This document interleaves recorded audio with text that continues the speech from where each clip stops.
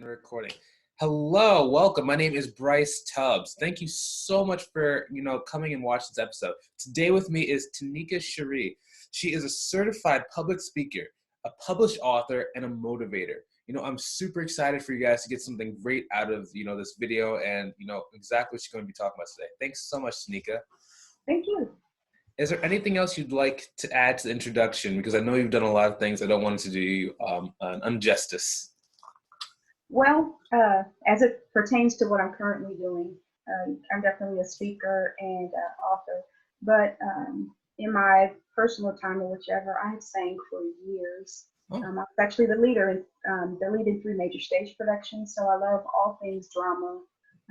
And prior to the publishing of the book, I've written all my life. So that's what I pretty much like to do, more than even watching TV or movies. So. Oh. Wow, that's pretty fun. We're going to talk a little bit about that and, like how you actually utilize those skills for, other things too. Absolutely. So, everybody has, a turning point in their life. What was the story of why you got into, speaking? I've actually been speaking most of my professional life. I worked in the financial industry for over 20 years. And so my involvement in banking has always been teaching financial literacy in inner city and to youth. I taught 5th graders, Young Bankers Club in my, during my time in which I was volunteering for the bank. And so I had always had opportunities there just to talk, with the community. And so I come from that. I come from my family struggling and being on fixed income. And so any opportunity I had, I would serve. But as my life continued to change and me really experiencing some hard times, my story formed. I guess as I grew up and developed, so did my story. But what really, really stood out for me was I was married for 13 and a half years, and my husband passed of a sudden heart attack. I tried to save his life, and I wasn't able to, and immediately I became a widow with no instruction book, with nothing. And I was just, life changed forever for me. And I was talking about the grace of God that I'm even here. So after going through all of that, and plus a whole bunch of other things we can go into later, I feel like there's no way that I can survive and come through the things that I have and not tell or help someone else. Mm-hmm. And so from that moment, I decided that I'm definitely going to talk to people about change, choices, and transformation because it's been a journey. Okay. Change, choices, transformation. Mm-hmm. What do you, or is that generally the main topics that you like to talk about? Change, change, or what is your favorite thing to talk about?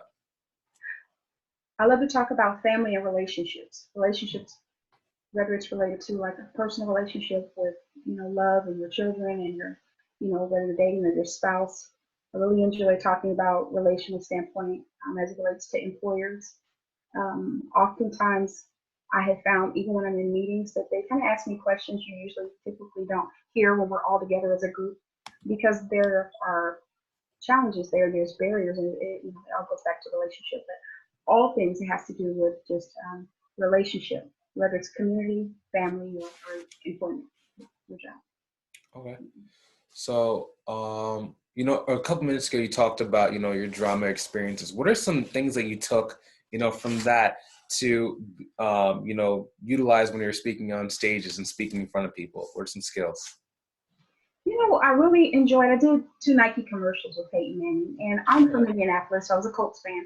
So when my family and I, when we moved to Denver, Colorado, he was in Denver. And so it was wonderful doing those Nike commercials. And there I met other professionals like myself who love drama and different things like that. And so being in those different sectors actually showed me that there's so much fun about all of us, outside of us just being so serious with just work and family, and being able to see the television side of it all on the green screen. That just brought a lot of experiences to me. And as far as time management, was amazing, because those commercials, believe it or not, took 12 hours like each day to film. So learning that side of it made me have a greater respect for what it is that they do.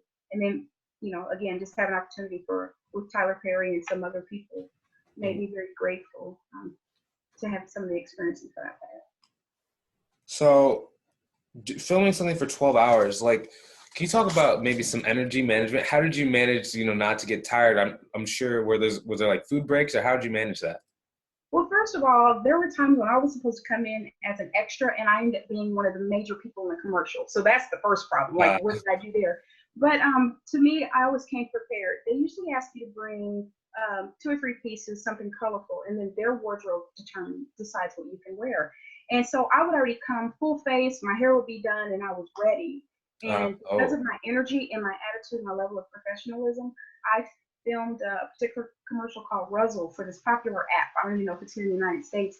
But by the time we left, I was the main person. I won the game. I was, so extra, and other people would be like, "Who the heck is she?" And it was about my attitude, and I just came ready. I know oftentimes professionally they tell you to dress the part. I always dress the part, and that's mm, how Nike asked me to come back a second. So oh. I bought a couch, a white couch back then. I called it my Nike couch. Yeah. So it's about having the right attitude. Okay. You know? What are some things that you do to constantly, improve your attitude? Or if someone had a bad attitude who's watching at home, or, not necessarily bad, but just wasn't over the top and was just at like level. How do you help them get above that? Here's the thing about attitude: you have to get present with yourself. Have you ever woke up or just throughout the day you find yourself in a funk and you're like, what is it? And you can't put your finger on it. Hmm. And sometimes you have to really, really stop and look at yourself to see what's going on. Sometimes our what we're dealing with or processing with stems way deeper from a work or coworker or a project or some type of stress. There's other things that can come way back, when we were younger. And so as far as having an attitude, we have to remember the power of all of that because we can shift the entire atmosphere just based on our attitudes. And I had noticed that before. I used to work with people who recently released from incarceration. And most of the time I'm upbeat, like you see in the video. But there was a particular day where I was just being human.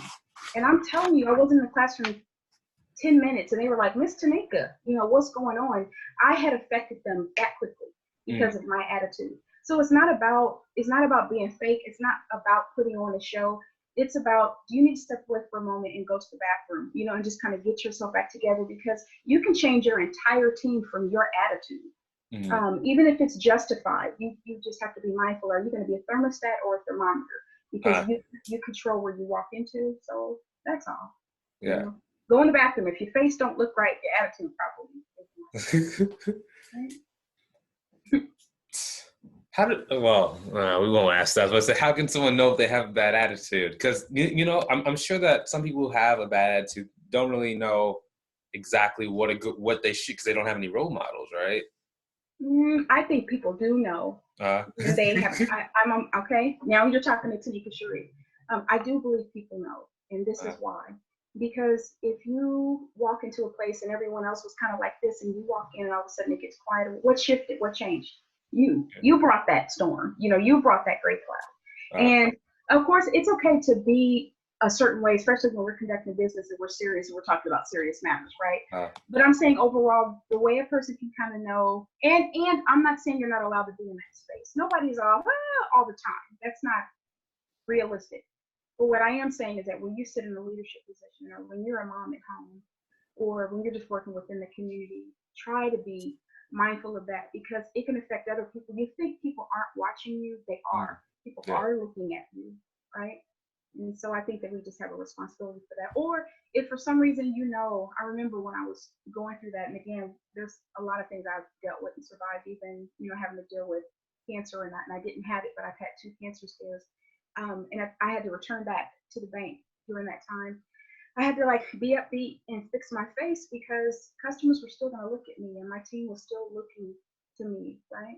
Mm, But the real side of me is when you get home and you lose it. You almost kind of just really, really break down. But we know in those times that even when we have our ups and downs, that's normal, that's healthy. You just have to get through it and not hold it in. The danger is when we hold it in, right?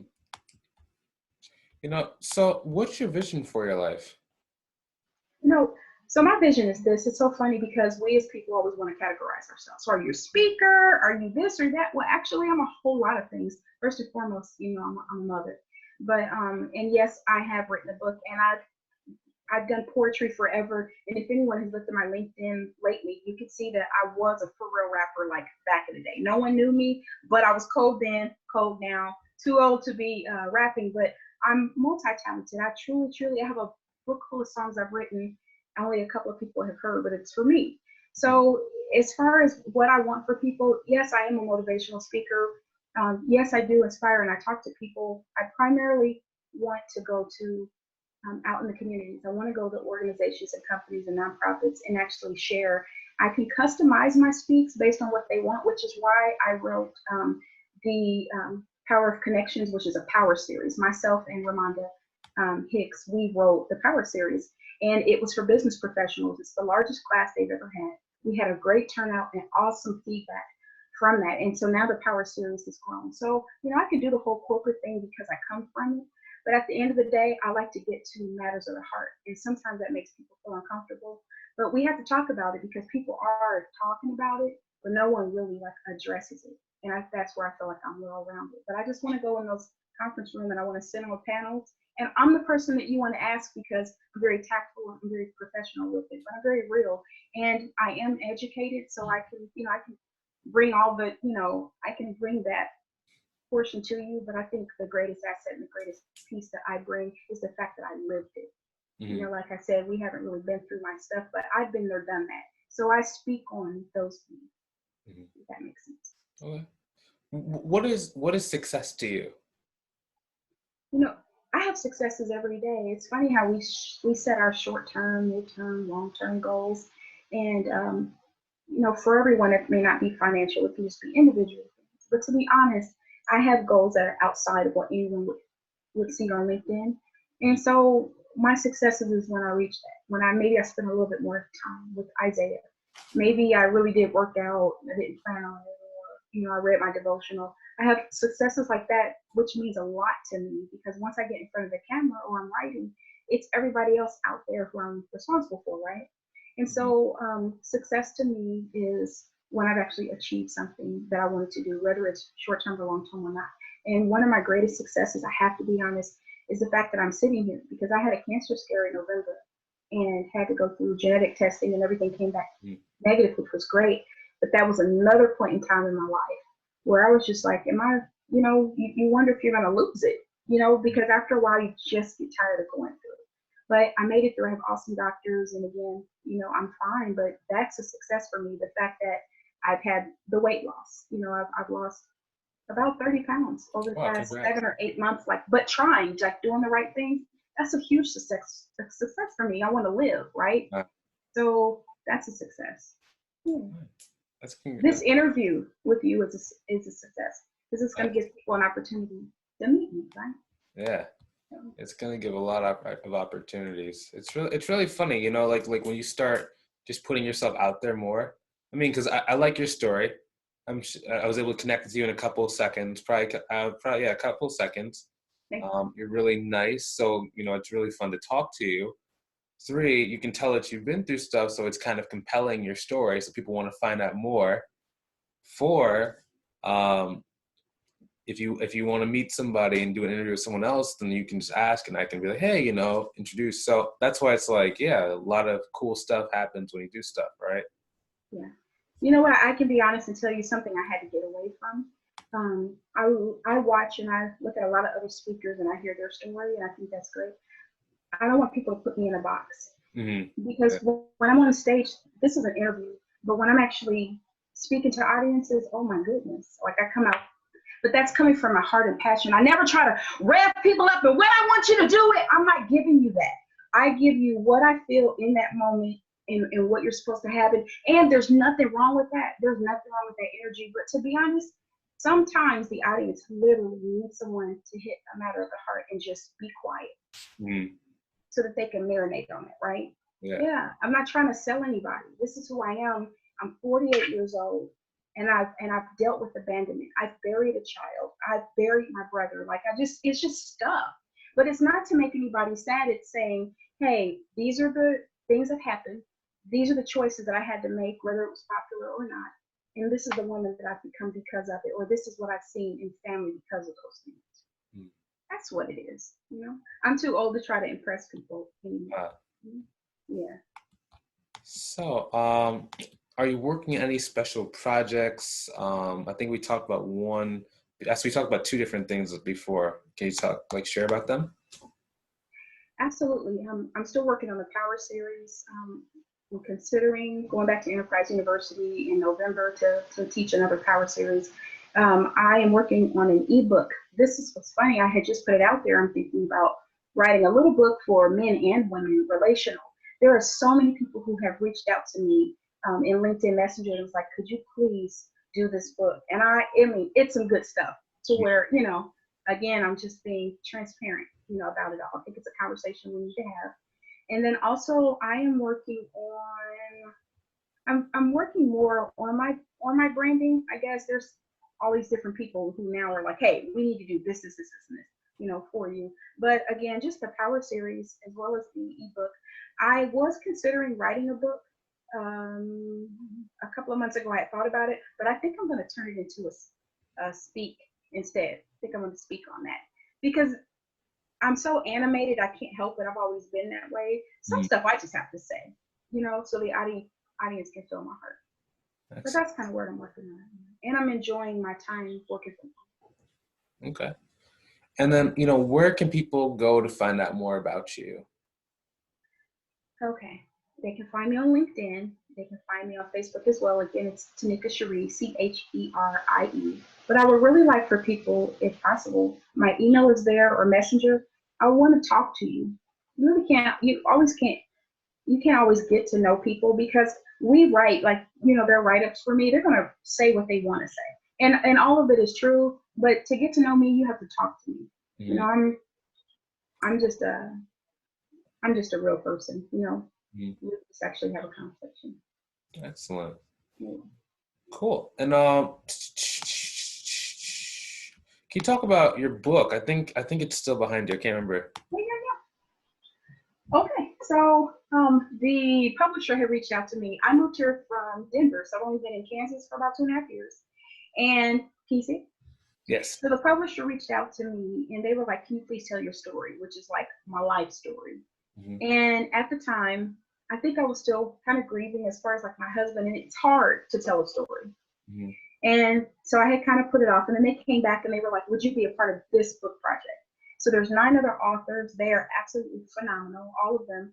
And we all share a story in the mornings after From Grief to Glory. We all share our different stories of how we went through some tumultuous time, and then what that looked like and how we actually got through it. And it's so positive, it's inspiring, and it gives me hope to know that things don't always stay the way they are, and they can get better. I'm the only widow in the book, and Dr. Tuesday Tate, who owns ATK Publishing, I've known her for many, many, many years. She brought in some of the experts that really helped us write to tell our story. It's amazing. So I'm so glad that I started off doing it this way. It's amazing. It's a beautiful story. Oh, and my particular chapter is the gravel road I traveled. And, people never ask me, but the reason why I named the chapter that way is because I grew up on a farm, well, just for a couple of years. We didn't live very long, but we had this long gravel driveway. And walking on that driveway, I actually had a conversation with God, as a little girl. So I named it that because the rocks are representative of something, throughout my life. It's just connecting it all. So that's the book. And again, I'm working on my ebook, but I write all the time on social media. Everything that you might see out there, I'll put my name on it because those are my stories. Those are my quotes. Those are my thoughts. With me sitting right here, I get way too excited by myself. I'll be like, oh, and I'll write it, and then you guys get it. So it seems like that I'm all calm and cool. Before then, I was back here losing my mind, getting excited. No one writes at 3 or 4 o'clock in the morning but me. Well, I'm over exaggerating, but yeah, I love it. Wow. Excellent. Thanks so much for, coming on and spending some time with us today. Thank you. Thank you so much for having me on. I really appreciate being able to tell my story. Excellent. Let's do a bonus question. What are you looking forward to this week? Yesterday is Monday. What am I looking forward to? For this week.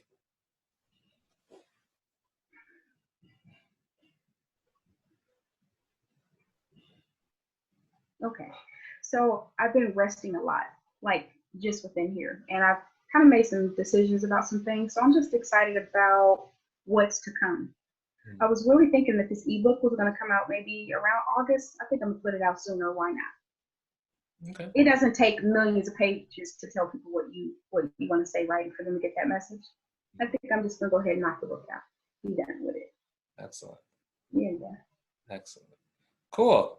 So, to those watching, thank you so much for watching today's episode. Really appreciate you guys. If you guys want to get more interviews and more, videos of people who are inspiring, who are making moves in their business, who are probably in a point in their life, where they've overcome something in their life and you want to get more stories like this, I recommend you go join my group. There's going to be a link either above or below the video. Hope you have a great day and hope you enjoyed watching as much as we enjoyed creating it. Talk to you guys soon. See you later. We're done in 3.